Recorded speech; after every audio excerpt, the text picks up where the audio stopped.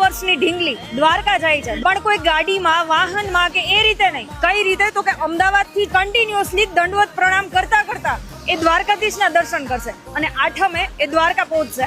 બેટા તારું નામ શું છે? એન્જલ. એન્જલ, તારી ઉંમર શું છે? 6 વર્ષ. તું થાકી નથી ગઈ આ રીતે તું જાય છે તો? નહીં થાકી. નહીં થાકી. આજે પદયાત્રામાં નીકળી છે એને કેટલા દિવસ થયા? 1 મહિનો ને 4 દિવસ. આજે 5મો દિવસ છે અને એને મને એવું કીધું કે મારે પપ્પા દંડવત કરીને જ મારે દ્વારકાધીશને મળવા જવું છે, મારા કૃષ્ણાને, કે હું પણ કાનો છું અને એ કાનાને મારે મળવા જવું છે. તમે ત્યાંથી અહીંયા પહોંચ્યા તો રસ્તામાં લોકોનો કેવો સહયોગ?